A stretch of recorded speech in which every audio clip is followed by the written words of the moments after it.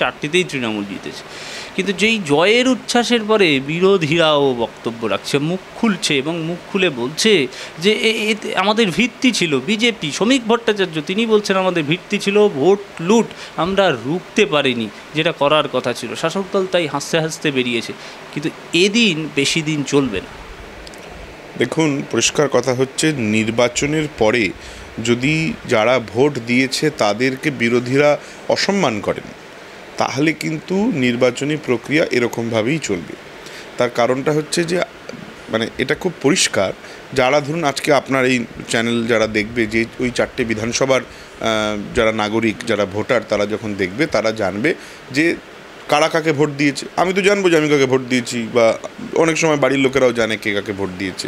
তাতে কিন্তু ওখানকার সাধারণ লোকের কাছে ব্যাপারটা খুব পরিষ্কার যে আমি অপমানিত হলাম কিনা। ভোট লুট হয়েছে এই বক্তব্যে কিন্তু রাজনীতি করাটা খুবই অসমীকরণীয় বলে আমার মনে হয়। কারণ কি, এর সঙ্গে মানুষের সমীকরণের মিল হয় না। এবং বিরোধীরা যতক্ষণ না এটা ছেড়ে দিয়ে মানুষের পাশে প্রকৃতভাবে দাঁড়াবে এবং মানুষকে বোঝাতে পারবে যে মমতা বন্দ্যোপাধ্যায়ের থেকে তাদের ন্যারেটিভটা বাংলার জন্য বেটার, ততক্ষণ পর্যন্ত মমতা বন্দ্যোপাধ্যায়ের প্রতি বাংলার মানুষ আস্থা রাখবে না। কিন্তু এই ছবি তো কোথাও দেখা যায় না, অন্যান্য রাজ্যগুলিতেও ভোট হয়। এই কল্যাণ ছবি, আমি মানিকতলার কথা বলছি, প্রার্থীর গাড়ি ঘিরে ধরে ধাওয়া করা এবং তাকে চোর স্লোগান দেওয়া, এই ছবি রাজ্যে, অন্য রাজ্যে কোথাও দেখা যাচ্ছে না। বারবার পশ্চিমবঙ্গে কেন এই ছবি উঠে আসে, এইটা যদি একটু। দুটো কারণ। একটা কারণ হচ্ছে যে বিরোধীরা পশ্চিমবাংলায় ব্যাপারটাকে এমন জায়গায় ঠেলে দেয় যে সাধারণ মানুষের আক্রোশের শিকার হতে হয়। ধরুন ভারতীয় জনতা পার্টিকে তো পশ্চিমবাংলার মানুষ আজকের দিনে দাঁড়িয়ে বাংলার পার্টি মনে করে না, মনে করে একটি বাংলা বিরোধী শক্তি, বাংলার শত্রু। এই রকম একটা কনসেপ্টে পৌঁছে দিতে সাকসেসফুল হয়েছেন শুভেন্দু অধিকারী। ওনাকে অনেক ধন্যবাদ, অনেক অভ্যর্থনা, যে আজকে বিজেপির সঙ্গে বাংলার কোনো যোগ নেই। এই যে ন্যারেটিভটা বিজেপির মুখপাত্ররা এবং শুভেন্দু অধিকারী কনস্ট্যান্টলি অকথ্যভাবে যেভাবে তৃণমূলের সুপ্রিমোকে আক্রমণ করেছেন, তাদের প্রতিষ্ঠিত হয়েছে। এটা একটা কারণ, যে আক্রোশটা বেড়ে যাচ্ছে রাজনৈতিক সচেতনতার থেকে বেশি। ভোট দিতে বেরিয়ে যখন আমি দেখছি দল বেঁধে আমরা 10 জন লোক একসঙ্গে বন্ধুরা ভোট দিতে যাচ্ছি, যখন দেখছি যে এমন কেউ আমাদের কেন্দ্রে এসে দাঁড়িয়েছেন যে লোকটাকে দেখলেই আমার একটা ইরিটেশন হচ্ছে, তখন তাকে স্লোগান দেওয়াটা স্বাভাবিক। আপনি ভেবে দেখুন না, মমতা বন্দ্যোপাধ্যায়কে ব্যক্তি আক্রমণ বলে বা বিজেপির বিরোধী দলনেতা চোর মমতার টি শার্ট পরলেন। উনিই তো শিখিয়েছেন যে বিজেপির লোকেরা বাড়ির বাইরে এলে মা বোনেরা, ভাই দাদারা রাস্তায় নেমে ঘিরে ধরে চোর চোর বলবে। তো ওনার শিক্ষা উনি যে বই ছাপিয়েছেন সেই বই ওনাকে পড়তে হবে। এটা প্রথম। এটাকে সমর্থন করছি না, কিন্তু এই কালচারটা সম্পূর্ণ বন্ধ হওয়া দরকার। এই কালচারে আমিও শুভেন্দুদাকে কিন্তু যতবার সম্বোধন করছি, আমি কিন্তু এই শুভেন্দু ওই শুভেন্দু বলছি না, শুভেন্দুদাই বলছি। তাই শুভেন্দুদাও যখন মমতা বন্দ্যোপাধ্যায় সম্পর্কে বলবেন, তখন কিন্তু উনি সেই শালীনতা বজায় রাখবেন বলেই আমার মনে হয়, আমার বিশ্বাস। এবং এটার জন্য কিন্তু কোনো রাজনৈতিক পরিকাষ্ঠার দরকার হয় না, এর জন্য দরকার হয় পেডিগ্রি, বাড়িতে পড়াশোনার। না, আমি সিপিএমের প্রসঙ্গটা আপনি যেভাবে সেকেন্ড উত্তরটা দিয়ে নিই। এই যে আপনারা কনস্ট্যান্ট দেখাতে পারছেন যে বিভিন্ন জায়গায় বিরোধীদের বিরুদ্ধে হয়তো বক্তব্য রাখা হচ্ছে, যেখানে যে বিরোধী যারা পলিটিক্যালি উইক, সেটা দেখাতে যাচ্ছে। তার কারণটা হচ্ছে পশ্চিমবাংলা আজও উত্তরপ্রদেশ নয়, পশ্চিমবাংলা আজও স্বাধীন, পশ্চিমবাংলা আজও গণতান্ত্রিক, পশ্চিমবাংলা আজও নিজের প্রেস মিডিয়াকে সেই সম্মান দেয়। ভারতের স্বাধীনতার সঙ্গে পশ্চিমবাংলার স্বাধীনতার একটা মিল আছে। উত্তরপ্রদেশে তো স্বাধীনতা নেই। উত্তরপ্রদেশে যখন একটা মন্দিরের জন্য রাস্তা তৈরি করতে হয়, সকল ভগবানকে সম্পূর্ণ সম্মান জানিয়ে বলছি, তার তো একটা প্রসিজিয়ার আছে, ল্যান্ড অ্যাকুইজিশন অ্যাক্ট আছে, সেই ল্যান্ড নেওয়ার একটা ওয়ে আছে, কম্পেনসেশন দেওয়ার ওয়ে আছে। বুলডোজারটা তো আইন হতে পারে না। পশ্চিমবাংলা যেহেতু বুলডোজারটা আইন নয়, সেজন্য পশ্চিমবাংলায় যে কোনো আন্দোলন, যে কোনো প্রতিবাদ আপনারা দেখাতে পারেন, যেটা অন্য রাজ্যে যে প্রতিবাদ, যে আন্দোলন হয়, সেটা রাতের অন্ধকারে হয়, সেটা প্রেস মিডিয়া পর্যন্ত পৌঁছয় না, বা প্রেস মিডিয়া পর্যন্ত পৌঁছলেও সেই প্রেস মিডিয়া সেটা দেখানোর সাহস দেখায় না। কারণ কি, খাতা তুলে দেখুন যে ভারতীয় জনতা পার্টি ক্ষমতায় আসার পরে সারা ভারতবর্ষে কত মিডিয়ার লোক মারা গেছে বিজেপি শাসিত স্টেটগুলোতে, আর তার সঙ্গে পশ্চিমবাংলাকে একটু ম্যানেজ করে একটা ব্যালেন্স করে দেখুন, দেখান না। কজন সাংবাদিক মারা গেছে পশ্চিমবাংলায়? মমতা বন্দ্যোপাধ্যায়কে সরাসরি প্রশ্ন করা হয়েছে, অভিষেক বন্দ্যোপাধ্যায়কে সরাসরি অপ্রীতিকর প্রশ্ন করা হয়েছে, অকথ্যভাবে প্রশ্ন করা হয়েছে। সে মারা গেছে নাকি সে? কিন্তু সেটা অন্য রাজ্যে দেখুন কি হয়। আমাদের capital, national capital territory lieutenant governor Arundhati রায়কে গ্রেপ্তার করার ফরমান জারি করে। সেই অরুন্ধতী রায় শিক্ষার এক অঙ্ক শিক্ষাও হয়তো সেই লেফটেন্যান্ট গভর্নরের থাকবে না। এগুলো অন্যায়। উত্তরপ্রদেশে যদি যোগী আদিত্যনাথ যদি চাইতেন, এই 37-67 হয়ে যেতে পারতো। সেই মেশিনারি, যেই বুলডোজারের কথা আপনি বলছেন, তাতে ভোটটা করানো যেত। কিন্তু যোগী আদিত্যনাথ সেই পথে হাঁটেননি। বিরোধীরা একটাও মন্তব্য করতে পারলেন না তার রাজ্যে। এই রাজ্যে কিন্তু ভোট সন্ত্রাসের অভিযোগ বাড়ছে। যোগী আদিত্যনাথ করতে পারেননি এ কথা আপনাকে কে বলল? হয়তো যোগী আদিত্যনাথ যেটা পারতেন বলে তাদের সোশ্যাল মিডিয়া সেল দেখাতো, সেটা হয়তো পুরোটাই ফেক। তা না হলে শ্রীরামচন্দ্র সিংহাসনে বসে সেখান থেকেই বিতাড়িত করে বিজেপিকে? এ কি সম্ভব? হয়তো যোগী আদিত্যনাথের সেই জায়গায় ছিল না। গণতন্ত্রে মানুষই শেষ কথা বলে। পশ্চিমবাংলাতে মানুষই শেষ কথা বলেছে। এই 4টে উপনির্বাচনে মানুষই শেষ কথা বলেছে। এটা বুঝতে যাদের অসুবিধে আছে তারা ফেসবুক পেজ, না ফেসবুক পেজের কথা বললে এই বিষয়টা কি এভাবে? আপনি বলছেন সিপিআইএম, একটা সাক্ষাৎকারে আমি দেখলাম যে আপনি সিপিআইএম ফেসবুক পেজ বলছেন, কিন্তু ফেসবুক পেজ যদি হয় তাহলে রাজীব মজুমদার, আমরা যখন গিয়েছিলাম তার নির্বাচন শেষে তার জয়ের ব্যাপারে কতটা আত্মবিশ্বাসী জানতে, তিনি তো বলছে প্রহসনে পরিণত হয়েছে এই ইলেকশন, না হলে ঘুরে দাঁড়াতো বামফ্রন্ট। ঘুরেই তো দাঁড়িয়েছে, রাজনৈতিক দল থেকে ঘুরে ফেসবুক পেজে দাঁড়িয়েছে তো ঘুরে দাঁড়িয়েছে, বামফ্রন্ট ঘুরে দাঁড়িয়েছে, বুঝলাম, সন্দেহ নেই। মানে তারা ফেস করেছিল রাজনৈতিক পার্টি হিসেবে, ঘুরে দাঁড়িয়েছে, ঘুরে তারা ফেসবুক পেজের দিকে ঘুরে গেছে। এখন there back is towards the village. মানে ব্যাক টু ভিলেজ মানে ভিলেজে ফেরত যাওয়াটা তারা বুঝতে পারেনি। ব্যাক টু ভিলেজ মানে তারা ভিলেজের দিকে পিট করাটা বুঝতে পেরেছে, এবং সেই জন্য তারা রাজনৈতিক দলের দিকে পিট করে ফেসবুক পেজের দিকে মুখ করে ঘুরে দাঁড়িয়েছে, একদম সঠিক ঘুরে দাঁড়িয়েছে। সিপিএমের প্রবলেমটা হচ্ছে বহুস্তরীয় প্রবলেম। সিপিএমের এখন যেটা উচিত সেটা হচ্ছে ওদের রাজ্য সম্মেলনে তৃণমূলের কিছু লোকেদের ডেকে বক্তৃতা দিতে দেওয়া উচিত, যে কী করে রিভাইভাল হতে পারে। একটা দল, যে দলের প্রত্যেকটা লোকের মনে হয় তারা অন্য সবার থেকে শ্রেষ্ঠ, একটা দল যে দলের মনে হয় যে তারা ছাড়া বাকি প্রত্যেকটি রাজনৈতিক দলের সবাই অশিক্ষিত, একটা দল যে দলের মনে হয় যে তারা যে দলটা করে সে দল ছাড়া বাকি প্রত্যেকটি রাজনৈতিক দলের প্রত্যেকটি লোক অন্যায্যভাবে উপার্জন করে, একটা দল যে দলের মনে হয় যে আমরা এই দলের সর্বক্ষণের কর্মী এবং আমরা সব কিছু ছেড়ে যখন এই দলের জন্য কাজ করছি, তার মানে ভারতের উন্নয়ন এবং মানুষের উন্নয়নের জন্য শুধু আমরাই অ্যাভেলেবেল। এটা কি সম্ভব? আপনি ভেবে দেখুন না, আজকে যদি আপনাকে কেউ বলে যে সাংবাদিকতার থেকে একটা পার্টির ফুল টাইম কর্মী হিসেবে আমি বেশি বুদ্ধিজীবী, আপনি কি সেটা মেনে নেবেন? হ্যাঁ, বিনা পয়সায় সে রচা খাওয়াচ্ছে বলে হয়তো তাকে প্রতিবাদ করবেন না, কিন্তু বাড়ি গিয়ে তাকে ভোটটাও দেবেন না। বাড়িতে তো মা বোনের সঙ্গে হাসবেন যে পাগল যা ইচ্ছে বলছে। এইভাবে রাজনীতি হওয়া সম্ভব নয়। রাজনীতির জন্য মানুষের পাশে থাকতে হবে, মানুষের সঙ্গে থাকতে হবে। বেশ, আমি একটা অন্য প্রসঙ্গ, একদম শেষের দিকে আমি চলে এসেছি। জয়ন্ত সিং, কখনো চোপড়া, কখনো আরিয়াদহ, কখনো নিমতায় গুলি, কখনো জগদ্দলে গুলি। আমি বলছি এই ঘটনাক্রম পরপর সাজিয়ে যদি দেখা যায় তাহলে এই জয়ন্ত সিং, কখনো চোপড়ার জেসিবি, কখনো শাহজাহানের ঘটনা, আমি সম্প্রতি যে আরিয়াদহর ঘটনা, এই ঘটনা সভ্য সমাজে কখনো উচিত কি না সেটা আপনি বলবেন, কিন্তু ঘটনা হচ্ছে যে এই কামারহাটির বিধায়ক তিনি বলছেন আমারও গুলি লাগতে পারে, সেই গুলি লাগার ভয়ে তিনি অন্যত্র চলে যাচ্ছেন। সৌগত রায় হুমকি ফোন পেয়েছেন, তাদের সঙ্গেই দেখা যাচ্ছে জয়ন্ত সিংয়ের ছবি।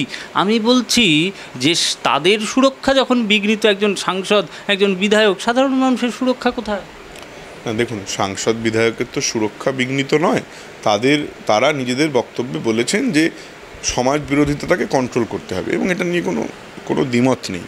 যে ঘটনার কথা আপনি বললেন, সেই কোনো ঘটনারকেই আমি ব্যক্তিগতভাবেও সমর্থন করি না, এবং আমি মনে করি না যে মমতা বন্দ্যোপাধ্যায়ের যারা সৈনিক কর্মী তারা কোনো রকমভাবে সমর্থন করে না, আমার বিশ্বাস। এবং আরেকটা যেটা আপনাদের মাথায় রাখতে হবে, যে আইন ব্যবস্থা বা ক্রিমিনালিটি এটা তো কোনো রাজনৈতিক দলের পেশা হতে পারে না, তাদের কোনো প্রয়োজনীয়তাও নেই। ভোট মেশিনারিতে মানে যদি আজকে ভোট মেশিনারিরই প্রয়োজন হতো, তাহলে তো যতদিন লাদেন বেঁচে ছিলেন বিভিন্ন রাজনৈতিক দল বিভিন্ন দেশে লাদেনকে ভাড়া করতো, দরকার পড়েনি তো লাদেনকে। আমি আপনাকে বলছি, ভারতবর্ষের মানুষের মতো সচেতন মানুষ মানে পৃথিবীতে কোনো রাজনৈতিক মানে গণতান্ত্রিক দেশে আছে বলে আমার মনে হয় না। আর বাংলা তার আবার এক কাঠি উপর দিয়ে যায়। মানুষকে আপনি ভুল বোঝাতে পারবেন না। আজ এইবারে 2024-এর নির্বাচন পরিষ্কার করে দিয়েছে যে ভারতবর্ষের মানুষ শুধু সচেতন তাই নয়, তারা জানে কোথায় কি বোতাম টিপতে হয়, এবং সেটাকে আপনি কোনোভাবেই পরিবর্তন করতে পারবেন না। সেই পরিবর্তন করতে না পারার ফলে অনেকে অনেক রকম কথা বলছেন। কিন্তু ভোট মেশিনারির কোনো প্রয়োজনীয়তা, ভোট মেশিনারি মানে কি? দেখুন, আমি নিজে বিভিন্ন জায়গায় ভোটের সঙ্গে সরাসরি যুক্ত ছিলাম। আমার কাছে ভোট মেশিনারি মানে আগের দিন রাত্রিবেলা কর্মীরা কি খাবেন তার ব্যবস্থা করা, পরের দিন সকালবেলা প্রত্যেকটা বুথে কি খাবার পৌঁছচ্ছে সেটাকে এনশিওর করা, ভোটের রেজাল্ট তার আগে যে বিভিন্ন টেবিল কাউন্টিংয়ে বিভিন্ন রকম মক পোলিং হয় সেগুলোতে লোক পাঠানো এবং তারা খাচ্ছে কিনা দেখা, মেনুটা দেখে নেওয়া যে ভালো খাওয়া দাওয়া হচ্ছে কিনা, কর্মীরা সারাদিন কাজ করেন তাতে যাতে জল খাবারের কোনো অসুবিধে না হয়। এর জন্য কী মেশিনারির প্রয়োজন আছে? এর জন্য যে মেশিনারির প্রয়োজন আছে সেই মেশিনারিটা হচ্ছে যে এই যে লোকগুলো আমাদের সঙ্গে অ্যাটাচড হয়ে নিজেদের কাজ ফেলে সারা দিন তৃণমূল কংগ্রেস এবং মমতা বন্দ্যোপাধ্যায়ের জন্য সময় দেবে, তার অনুপ্রেরণাটাকে এনশিওর করা। সেই অনুপ্রেরণাটা এনশিওর কিন্তু ভোটের দুদিন আগে সকালবেলা রাস্তায় বেরিয়ে হয় না, সেটা ভোট ডিক্লেয়ার করে দেওয়ার পরেও হয় না। জয়ন্ত সিং এতদিন ধরে এই কাজ চালাচ্ছেন, এলাকায় সালিশি সভার মতন করে বিচার করছেন, আজকে প্রশাসনের টনকনল। কালকে সকালবেলা ওখানে একটা ভোট ডিক্লেয়ার করুন না, জয়ন্ত সিংকে ছাড়াই তৃণমূল জিতবে। জয়ন্ত সিং তৃণমূল কংগ্রেসের সমর্থক বা কর্মী বা নেতা কি আমি জানি না, তার কোনো পদ আছে বলে আমার জানা নেই। পদ থাকতেও পারে, নাও থাকতে পারে, সে নিয়ে মন্তব্য করব না।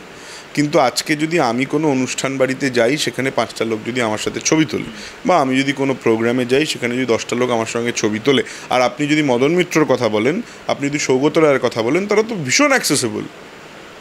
তাদের কাছে গিয়ে ছবি তোলাটা কোনো ব্যাপারই নয়, তাদের সাথে কথা বলাটাও কোনো ব্যাপার নয়, তাদের সাথে ব্যক্তিগতভাবে দেখা করাটাও কোনো ব্যাপার নয়। তারা তো সিপিএমের রবীন্দ্রদেব নন, তারা তো বিমান বোস নয় যারা ক্ষমতায় থাকাকালীন 4 স্তরীয় লোকাল কমিটি পেরিয়ে আপনাকে তাদের কাছে যেতে হবে। তারা তো যে কোনো সময় যে কোনো জায়গায় আপনি তাদেরকে পেতে পারেন, এবং তারা যদি অ্যাভেলেবেল থাকে তাদেরকে কোনো ঘেরাটোপও নেই, তাদের কাছে পৌঁছে যাওয়াটা খুব ইজি।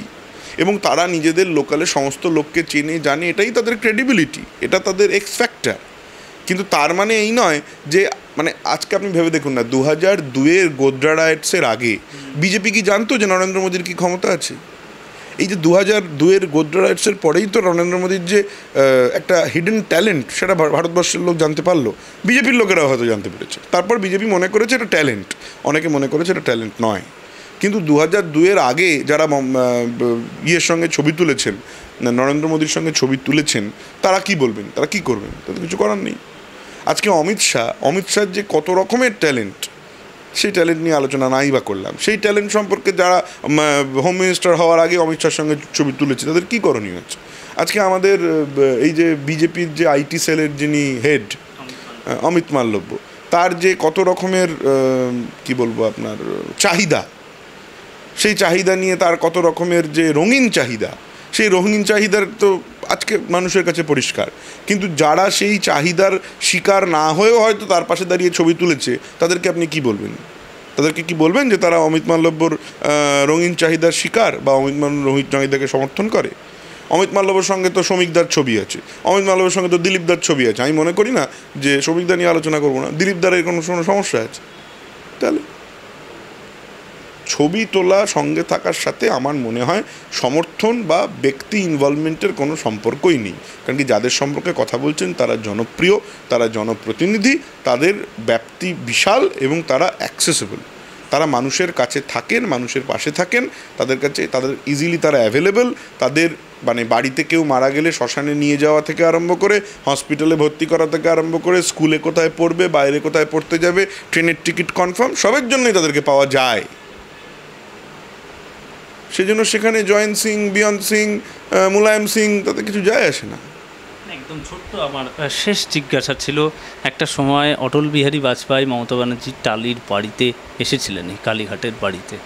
আজকে আমরা মমতা ব্যানার্জিকে দেখলাম বেশ কয়েকজন নিয়ে উনি আম্বানির আমন্ত্রিত একটি বিয়ে বাড়িতে গেলেন। আমি বলছিলাম এমন একটা সমাজ তৈরি হলো যেখানে মমতা ব্যানার্জি তো কোনো তৃণমূলের জেলার স্তরের কোনো নেতার বিয়েতে উনি যাবেন কিনা আমার সন্দেহ আছে, কিন্তু আম্বানির অনুরোধটা রাখলেন। আপনার কাছে একদম ভুল খবর। নেত্রীকে যদি কেউ ইনভিটেশন পাঠান, মানে আমি আপনাকে ব্যক্তিগতভাবে বলতে পারি, আমি একটি সমাজমূলক সংগঠনের সভাপতি ছিলাম 2021-22 সালে। আমি নেত্রীকে ইনভাইট করেছিলাম মুখ্যমন্ত্রী হিসেবে। তখন কোভিড শেষ হয়ে যায়নি, মানে এটা 2021-এর জাস্ট নির্বাচন শেষ হয়েছে, রেশ রয়ে গেছে, মানে তখনও বাড়িতে অনেক রকম রেস্ট্রিকশান, বাইরে অনেক রেস্ট্রিকশান আছে। আপনি বিশ্বাস করবেন না, চিঠিটি পৌঁছনোর 72 ঘন্টার মধ্যে আমার বাড়িতে 5 জন পুলিশ আসেন। তারা জানতে চেয়েছিলেন যে কোথায় মিটিং, কখন মিটিং, কি ব্যবস্থা হবে, ম্যাডাম কিভাবে আসবেন, কি করবেন।